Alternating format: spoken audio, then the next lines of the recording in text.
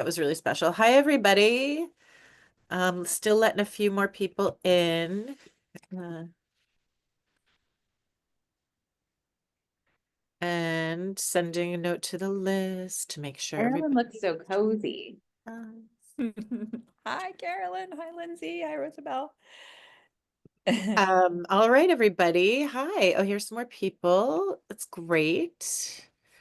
More people. Amazing. I love it. This is the kind of conversation that really brings people out of the woodwork, I think.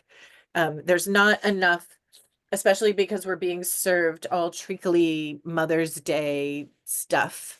And so this is really like the real deal, and that's what I want to be known for. And I'll just say that um, just today I made my own reservation for Mother's Day brunch, and I didn't want to do flowers and like honor mothers. We're gonna go have tacos and I will drink some tequila. So there will be tacos and tequila for my Mother's Day brunch. That's how I want to spend my day. And I'll get an hour of like togetherness time. All right, I'm going to get started because we've gotten a lot of amazing things to talk about today, but I will continue to let people in and I will be your friendly neighborhood moderator. I am Anne Choquette, CEO of The List. For those of you who don't know me, I see a few new folks here who are not members of The List. Welcome, welcome. This conversation, we are here to help launch The Mother Code by Ruthie Ackerman, longtime beloved member of The List, longtime beloved friend of mine. This book is such a deep exploration of the question of how and if and why and what if you become a mother and what if you don't. And I think that what I've been so um excited about in the lead up to this conversation, in like all the little pockets of talk that we've been having, is how this book really opens up women, high impact, high achieving, tough as nails women, to be soft and vulnerable in a space that we very often want to protect. And I just want to say thank you, Ruthie, for leading with so much vulnerability and thoughtfulness about your own journey, so that we can all learn from you and learn with you. Um, Today's conversation is going to be led by Jamia Wilson, Random House executive editor, and another longtime beloved lister and another longtime beloved friend of mine, who brings so much heart to every project. We had the honor of launching Ketanji Brown Jackson's book with her as well. And this is a totally different kind of conversation, right? The Ketanji Brown Jackson conversation was big and bold and on a national stage. And this will be big and bold and on a national stage, and yet deeply intimate and personal, and the kind of thing that you want to read in a quiet time alone. So I'm going to leave it to Jamia to take it away, and I will put links in the chat. And if you've got questions, add them to the chat. We will get to them at the end. Jamia, over to you. Thank you so much, Anne and Ruthie, and to the List community and friends for this conversation. I have been really honored to be Ruthie's editorial partner on this journey. And it's not often that I get to edit someone who I've known for as long as I've known Ruthie, but also whose story I was able to see as it was unfolding, and then see the author then in our partnership, editor and author, put that on the page and to go into the depths of their soul to write the book.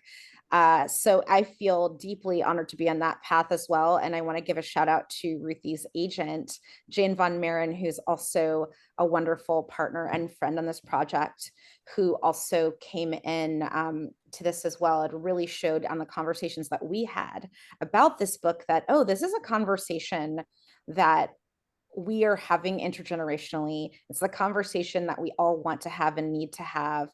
And the conversations we were having about the book together in the acquisitions process, and then the editorial process, and then now the birthing her out into the world process with this book, have also shown me, oh, everyone should be, if we're not already, having our mother code conversations in our circles.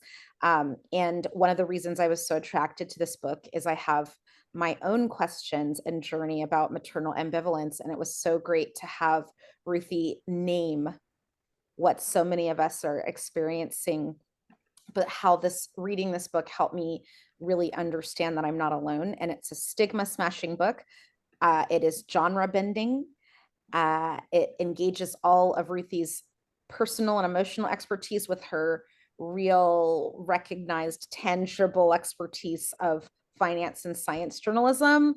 And there's no other book like it. So I just wanted to say that and officially welcome Ruthie and to say, Ruthie, let's get started. So, Ruthie, what was the spark that inspired you to make this book happen? What was the thing that said, oh, I'm going to take the story of my heart and then give it to the world to read?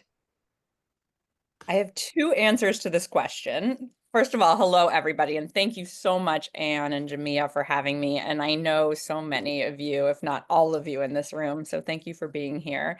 There were really two sparks. The first spark was that I had submitted a handful of modern love essays over the years, and always being told that modern love was the sort of thing that launches a writer's career, and gotten many, many rejections. And then finally, in June of 2019, had my modern love story published. And that was actually the first time that I'd written anything personal for publication, which feels sort of crazy to me now in retrospect, but I had been a journalist working for Forbes, Wall Street Journal, Dow Jones, writing other people's stories, and also had gotten fellowships to go around the world to write about other people, but never felt like I could share my own. And then the second spark was that I had a child finally at 43 years old, and she was 3 months old. And I woke up in the middle of the night, as one does when you're a new mom. And I had what I thought was the opening scene of the book, which in my mind was my brother. I am the oldest, and my half brother, who I call Adam in the book. I desperately wanted him to meet my daughter. And there were a few reasons. One, it was COVID and nobody was leaving their house, as we all know. And so no one had met my daughter yet. And two, my brother, Adam, was born with a triple whammy of rare disorders. And I had a very close relationship with him. I was his guardian for many years. And I really wanted him to understand what it meant to be an uncle. And so I woke up in the middle of the night and I knew that was the opening of my book. It didn't end up being the opening, but that's what sparked it.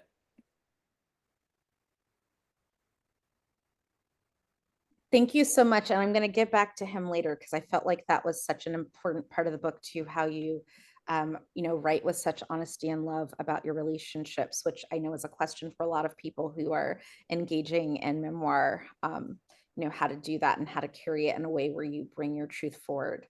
So one of the questions I also have is I feel that one of the things that I knew immediately upon reading your writing about this subject, but just in general in your voice, is that there's such an emotional clarity and there's such a strong sense of your voice that you immediately really trust you as an authentic narrator and protagonist of the book. And I was wondering about, does that come naturally to you? Or has it taken a while for you, or have there been steps as a writer that you've taken to really trust your voice and share it with the world? Yes, I do not think it comes naturally to me. At least not when I'm not on the page, let's say. On the page, I have much more clarity than I do anywhere else. And I say this, and I'm not saying this to be like funny or to like be TMI or anything, but when I'm arguing with my husband, I feel like I'm like, that's like one of the times where it's like, I don't have any, where's all this clarity that I usually have on the page? Why can't I get some of that, when in real life? But no, on the page, I feel like I have much more of emotional clarity, but it did come after working for a long time on my writing. And I'd been writing this book, or many different versions of this book, for so many years. I had 3 or 4 other book proposals that I had worked on before this one. I had written many different versions of this book, but then couldn't figure out what the ending was supposed to be. And so I think part of what you're saying about the emotional clarity, I love that. That feels like the biggest compliment, because I think that with lots and lots of practice and finally figuring out what the story was that I needed to tell at this moment helped me get that clarity. Thank you so much. It's something I think about a lot because I find that I think it's very inspiring to see that, and the books that endure for generations are those books that have that and really connect to us on a human, emotionally resonant level. So, from the first draft to the final manuscript, I have had the honor of bearing witness to your journey with this big question of the book, the central question: what if mothering could be a radical act? And how did this idea evolve as you deepened your understanding of motherhood throughout the book? Yeah, I grew up. So the quest or the journey of the book was really my my early 20s and even mid and late 20s, where I was hell no on motherhood. And then I started to soften by my mid 30s. And the sort of journey of that was I'm trying to like connect my thoughts back here, Jamia, but I really thought when I was in college and beyond that I could not imagine having a child. There was this idea in my head that, it didn't look like any fun. I had personal experience from my mom and the women in my family, and the kind of heartbreak and trauma and despair that they had gone through. And I was like, I don't want any of that. Plus, the images I'd seen on TV and in the movies of the Brady Bunch and now the Tradwife images of this sort of self-annihilating woman who can't follow her dreams and loses her identity. So I really just felt like being a mother seemed not radical at all. In fact, it was the opposite of radical. And so when I started to soften in my mid 30s and think, maybe I could have a child. And there's a scene in the book that Jamia knows where I go to my therapist and she asks me, on a scale of 0 to 100, how badly do you want a child? And I blurted out 55%, which I was horrified by, because I thought, if you were going to have a child, Ruthie, you should be 100% in. This is something that you're going to be like devoting your entire life to. 55% sounded like really puny. And so then as I started to figure out that maybe I wanted a child a teensy bit more than I didn't, that's when I started to say to myself, well, are there any images of women? Are there any women role models that we have who have had children and done it in a way that I would like to follow in their footsteps? Can mothering be radical?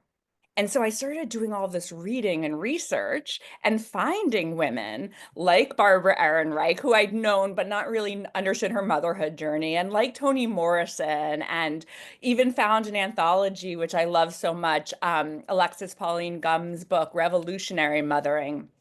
And it was actually in mostly Black and Brown communities where kinship networks and different definitions, alternative visions of motherhood existed. And I said, oh, wow, why haven't I heard about these versions of motherhood?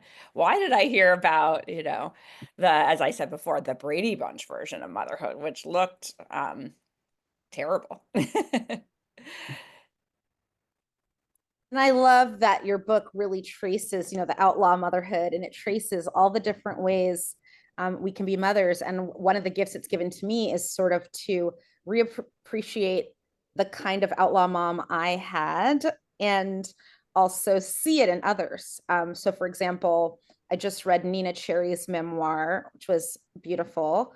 Really situates us in a time and place of my generational positioning. But she had an outlaw mother who was a textile artist from Sweden. And I was thinking about how radical it was to be that during her time, and connecting it to you looping in your story, but in the lineage of outlaw mothers throughout time, and thinking, oh, she would have been, one of the people that is in conversation with your book. So you've given us also really a way of seeing and thinking about people that we come across in their stories to celebrate those outlaw mothers and the really amazing humans they give us, because those people are being supported and mentored by mothers who are not afraid to be independent and to mother on their own terms. So another part of the book is that you really powerfully reframe inheritance as not just something that is genetic, but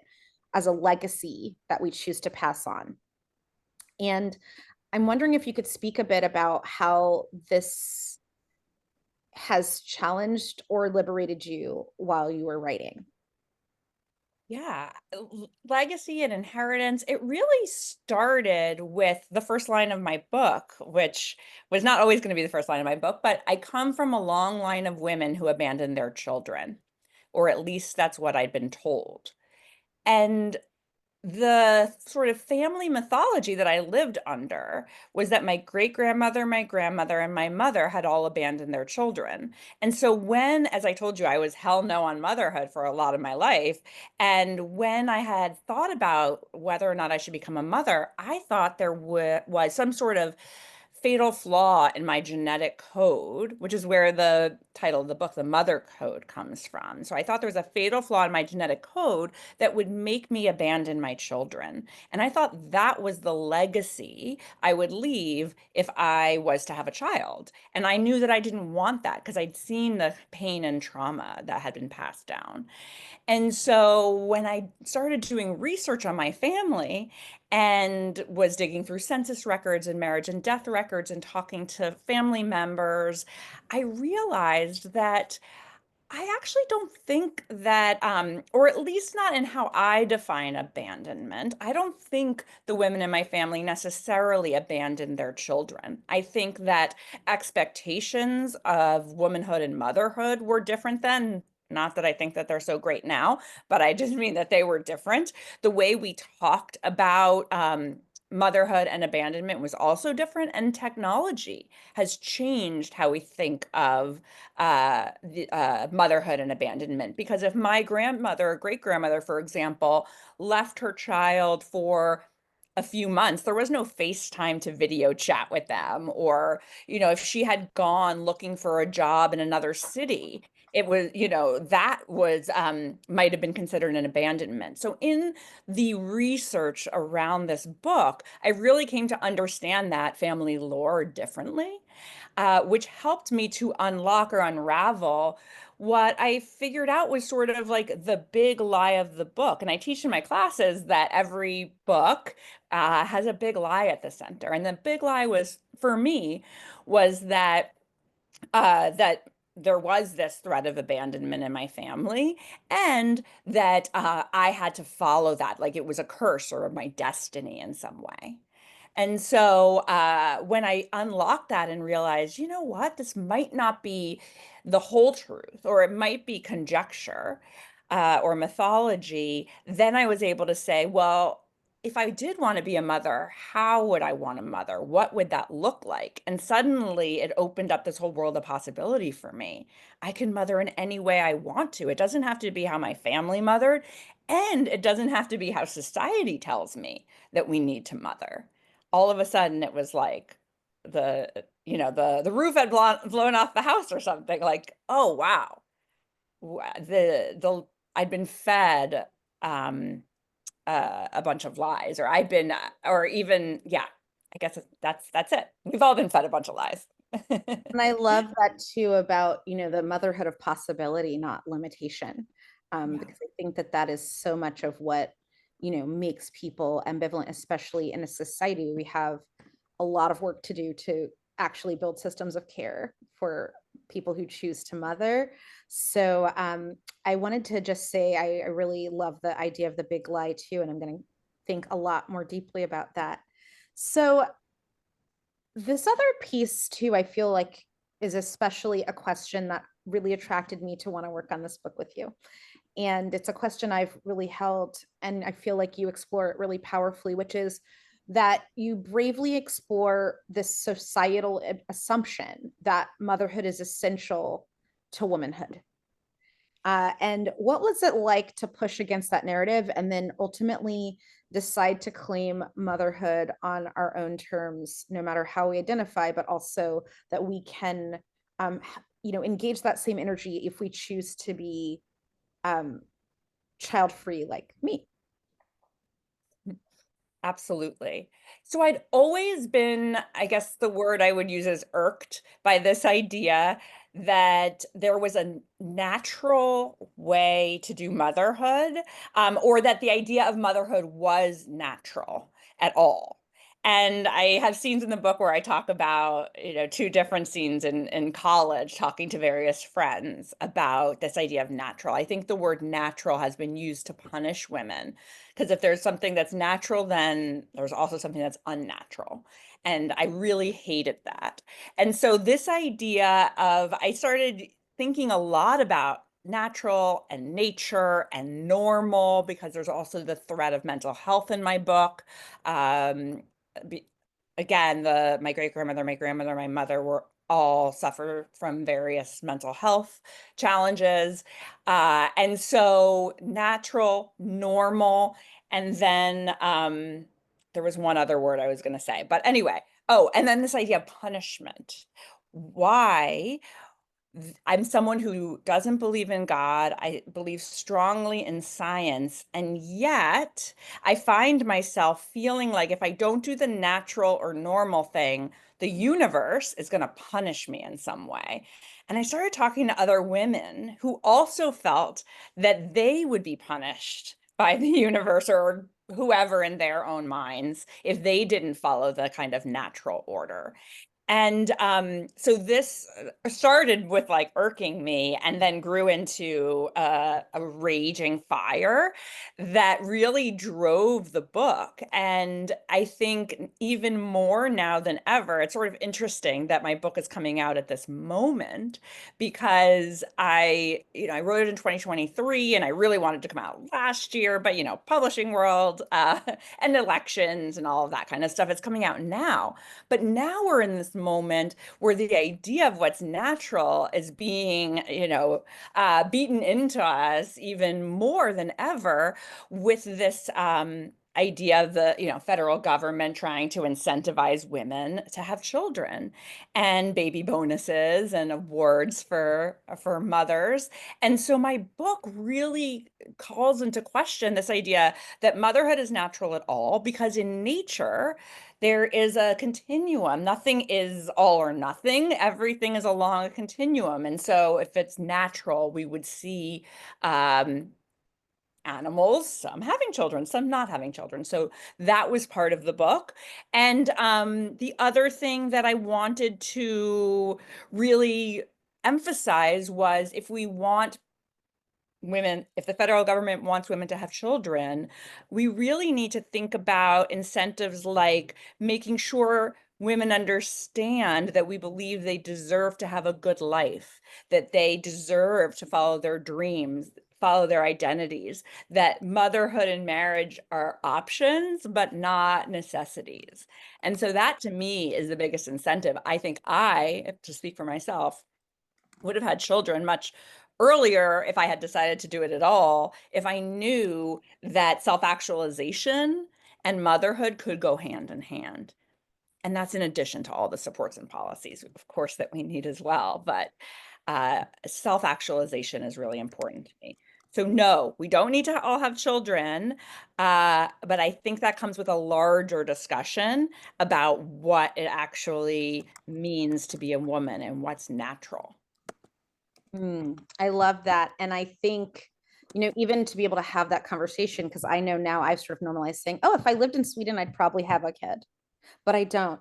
So this is the choice I'm making here. Whereas, that has, had different examples for people about it. But I'm saying, no, if I want to live the life I want to live here, that in this body, in this time, in this intersections, to be able to really talk about that without stigma and without shame, as if it's not my fault that I don't like feel comfortable adapting to these conditions. This is the choice I'm making for my context. And I love that your book invites that conversation. Yeah, and I want to say something just for a second there, Jamia, because I'm thinking about another book down the road, and that's one of the things I want to talk about in another book. And because what's coming up for me is that, why wouldn't I have another child? And that's a larger conversation that I kind of hint at in the book. But one of the things I think a lot about is what if I wasn't the me that I've worked so hard to be, to like, if I didn't have the life I worked so hard to create for myself, then I probably would want to have another child, which is also the pain of this question, because I think to myself, well, why can't I be a different me? Why can't I be a person like X, Y, and Z model, or trad wife model, or whatever the model is in society, that would self-sacrifice or push her dreams aside so she could have that second child, especially if we think it might be better for my daughter. But in choosing me, I might be choosing against what other things, and that is there's beauty in that, but also pain, and that's the human condition. We can only have one one life. Yes, and I think, but to be able to have that conversation, and you having the conversation of your life in the context of the lineage of mothers or ambivalent mothers or could be mothers throughout time is really powerful. And I feel like you do that really masterfully and soulfully in the writing. And so another thing that I wanted to ask that relates to what I just said is that, blending history, science, personal story, and reporting is not easy. What of your journalistic instincts did you rely on and your expertise to help you stay grounded while navigating such intimate terrain? Yeah, I mean, first of all, I want to give you credit, Jamia, because you told me, we talked a lot about what books you thought that I should be reading to think about this. One that stands out in my mind right now is The Kissing Bug, which is a gorgeous book you all should read. And you had said that she had done, I'm forgetting the author's name, but she had done it so beautifully in the book. And so I think the first version of this book, and you could tell me because you're the editor, I felt like felt a little more like a mashup of, the science here, the research and reporting here, the personal story here, and I worked really hard to make the plot line of the book be my personal quest, and then fold in the research that it felt really natural as part of my quest. These questions were coming up, or I spoke to this doctor or this geneticist or whoever. So that was the craft of the book. The personal story, not that that was easy, but the personal story, I knew that intimately. It was how to fit the rest of it in. And I feel like, but what I loved, and it sort of, speaks to, is that you trusted yourself to find your way there. And what I like about this book, and I believe that every book takes on its own energy. It has its own self-actualization of knowing when it needs to be out in the world. It steers us to when readers are ready to receive it. That you did that you sort of wrote toward what you were feeling, and also it became a part of this moment because of those instincts. And I just really want to say that to all of the people who are going to read this. Even if you had a specific motherhood experience journey, your own mother code expiration, there are things you're going to learn about what we are all engaging in this book through Ruthie's very deep inquiry into self, but also deep inquiry into the financial, scientific, social, and cultural. There's a cultural critique aspect of this book that I also want to name that I think is really well done and really important. And you really tie in and get to the heart of what all of us are facing in these times, but also I could see for many, many years, those questions, you've prepared it so that you know what's coming in the future and how this book will guide readers in their own discernments. And so another question I had that I think is really important, and then I want to get into some Q&A because I've had the opportunity to really get up and closies. So I don't want to make sure that I don't want to hog all of the time with Ruthie, because Ruthie has heard a lot of my thoughts a lot of the time in track changes and texts and audio notes and our conversations in person, which have been such a joy for me. But I want to know, for you, how did you take care of yourself while you were in the process of this? Because you're dealing with major question that for all of us has many edges and curves and things that are caught up in it. And then you also engage with the family lineage of the mother and the grandmother and what it means to engage family and generational trauma. And then you also come from a cultural background where there is a weight about motherhood that is very understandable and what it means. I mean, I will say for everyone who's reading, I don't want to give much away from the plot, but although Ruthie and I come from different cultural backgrounds, when I was reading what Ruthie was writing about as it related to Jewish eggs and what is tied to that in the conversation, how hard it is, what it means to be born into certain histories and having family members who've had trauma, but also what those family members think about decisions about parenthood that relate to being a part of a persecuted group. That really resonated for me. Although we come from different backgrounds, that was a big part of the shame and guilt I carried of being like, oh, there are elders in the family who are disappointed because they're saying, wait, there have been people who have tried to exterminate us, and you are choosing not to have a child, and that we need space for that grief. And I felt like there was something that was healing for me to read about that. And that's why I always saw this as such a universal book. So I was curious about all of those aspects, and like, what was it like to take care of yourself through the process? Because I know reading it that I was feeling emotional, thinking, oh, like she has this too. I feel like I carry the lineage, the epigenetic trauma, just reading it. I'm carrying the hopes and dreams of people who couldn't be here, but who made it possible for me to be here through trauma. And yet I'm still here. And maybe the gift is the decision to be independent and self-determined.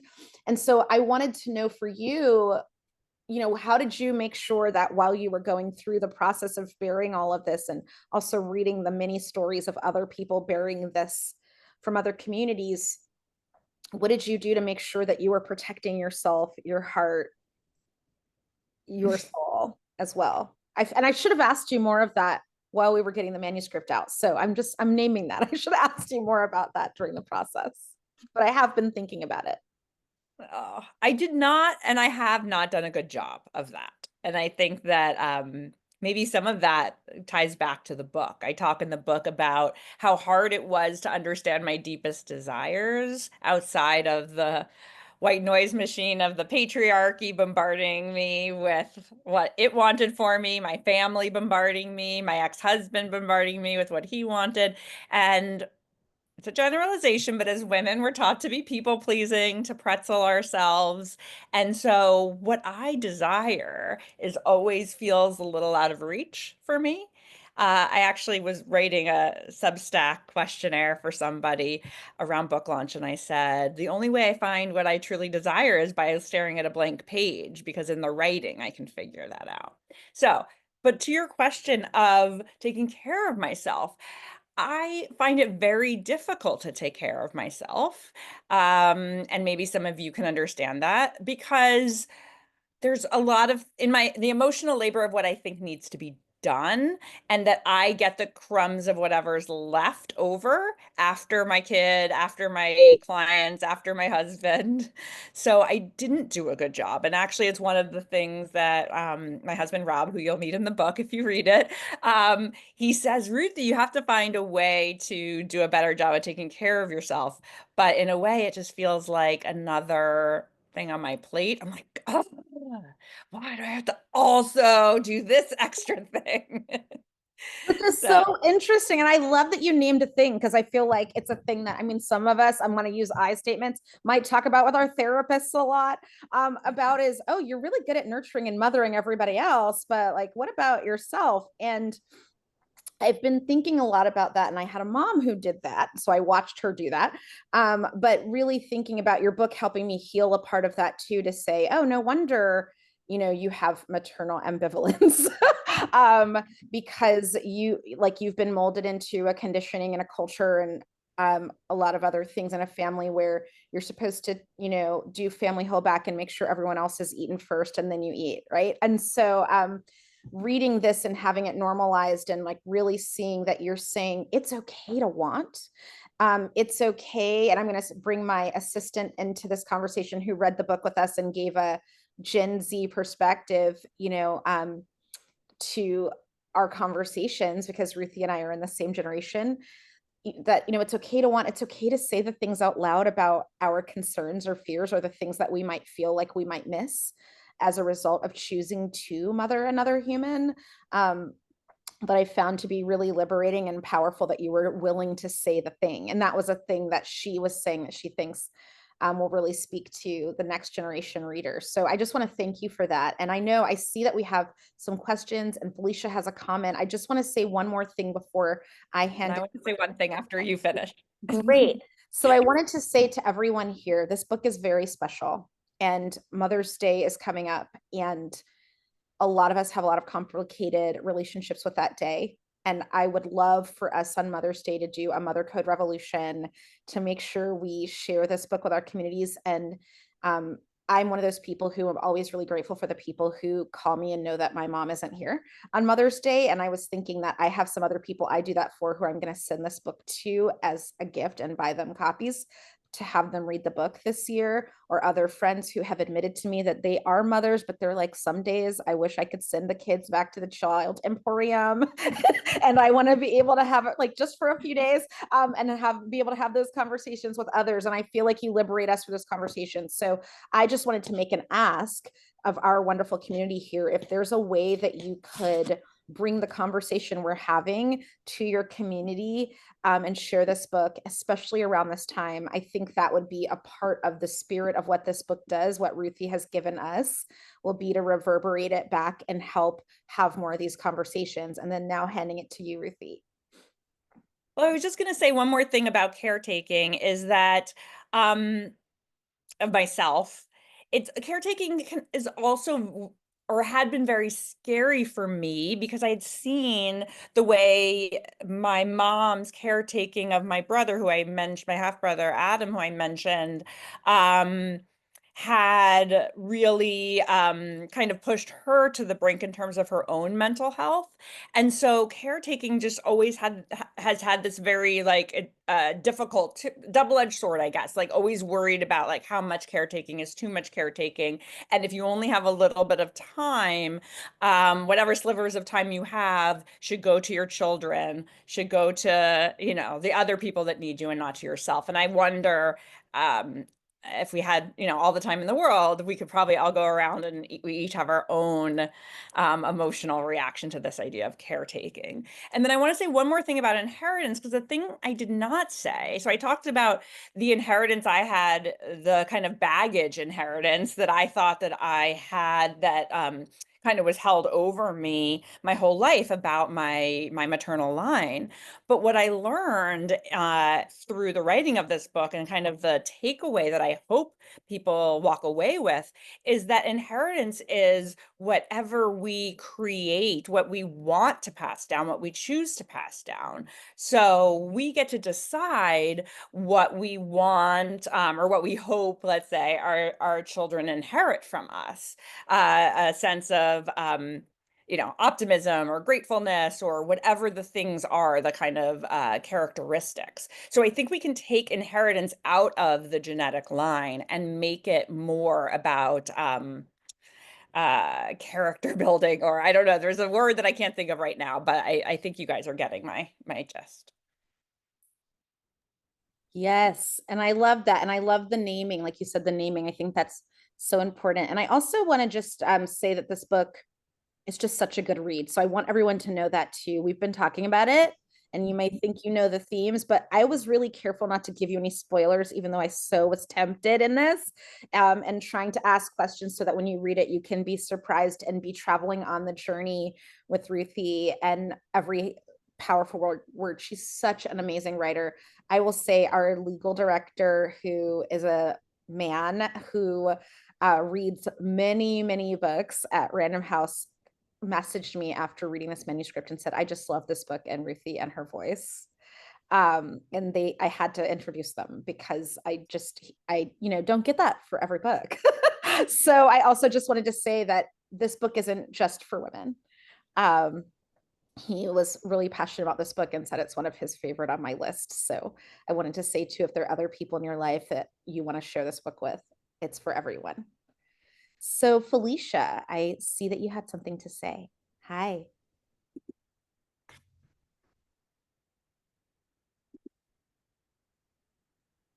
Sorry, the chat was covering my microphone. First of all, lovely hearing the two of you go back and forth. Obviously, you have a great working relationship, and it was really beautiful line of questioning. I think many of you know Ruthie. I know Ruthie. I've also sort of followed along. I admitted to Ruthie that I was ambivalent about my second child. I mean, there's so many themes here, and being kind of ahead of y'all, I will tell you that my daughters, as I mentioned, so we'll talk about Gen Z for 1 second, because I would love to bring this book to a mother-daughter. I won't call it a book group. It will be a mother-daughter event where everyone's read it, but I think mother-son. So many of my friends have raised men who are now, let's say, between 25 and 35. And I think this is a really important book for young men to read because it is such a dynamic look at womanhood, motherhood, the current situation. And I teach Gen Z students, and they are this whole thing that's going on with trad wives and rewarding women, especially white women, for having babies, and all this Utah mom influencers. And we talk about it in class, and they are just like, it is so confusing, the messages that are being sent. And I really think your book dimensionalizes motherhood, the choices around motherhood, the other people involved in motherhood. And those are hard conversations for a mom to have. My daughters have both announced that they're not having children for so many reasons, and every day gives them another reason. And I think they want to know that that's an okay decision. And so anyway, I just really hope you bring this message specifically to Gen Z men and women, because these are conversations that they should be having. So thanks for writing this book, Ruthie. Thanks, Fly. And I'll just say that the audience that I had always dreamed of for this book was Gen Z. I don't even know what Gen Z is anymore, but like the younger generation, people that are thinking about these issues, because it's the book I wish that I had.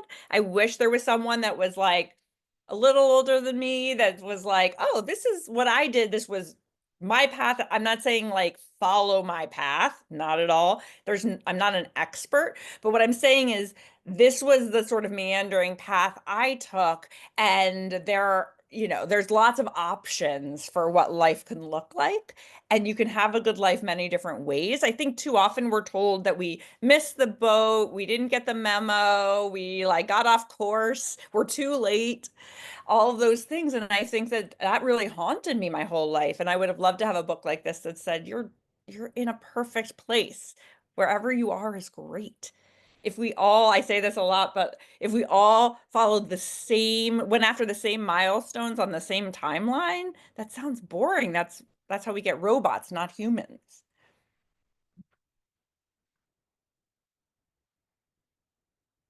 Yes. And so you're saying that you'd love to talk more about the fear of wanting what you might not be able to have. Yes. When I heard you, Ruthie, read the other night, and I was thinking about my own journey to becoming a mother. And I think that if you had asked me if I wanted to become a mother, I would have said, yeah, but it might not happen, right? I was late to the party. And um and I remember that feeling is I didn't want to commit to wanting it because what if I couldn't have it? And I have not read the book yet, but I suspect that there was like a lot of twists and turns in your journey in which it might not have happened for you, and that there were probably a lot of women that you spoke with who um maybe wanted it, maybe didn't, but it didn't happen. Or frankly, women who didn't want it and then it happened. There's a lot of that too. But I would love to hear more about how you unpacked that that fear of committing to the journey that might, because you wanted it. You decided you wanted it. And what if it didn't happen? Mm. There's so much in that question, Anne, and it's so true. I think I was scared before I met my first husband. I met him when I was 31. Before I met him, I was scared to commit to wanting a child because what if I was a carrier for the diseases that my brother, half brother, was born with. And then I was also scared to commit to wanting a child because what if something happened to me and I abandoned that child, or I had a mental health crisis and couldn't take care of that child. And then I met my first husband. I call him Evan in the book. I met Evan and he didn't want children. So that sort of like answered that. I didn't have to think about that, or at least I thought I didn't have to think about that. And so that sort of like quelled some of that fear for a while. And then I had a friend who was trying to get pregnant. She was like 5 years older than me. At that point, I was probably like 34 or 35. And she was struggling to get pregnant. And suddenly it hit me. I don't know why it just hit me then, but it was like, oh my God, what if Evan gets hit by a bus? What if he leaves me? I can't base my decisions on him. I need to decide whether I want this. And then suddenly that's when that fear came roaring back. But I can't make a decision that I want a child if he doesn't want a child. And the back and forth tug of war between like, how can we stay together? But how can I not stay with him? And I think one of the big things that came up for me in terms of the fear is this idea of wanting too much. That I had this man that loved me, that a lot of my friends didn't find partners. I can tell you the women in my family didn't find good men that loved them. I had this good man who didn't cheat on me, didn't beat me, and therefore I should just be happy with what I have and shut the fuck up. That was sort of the feeling I had.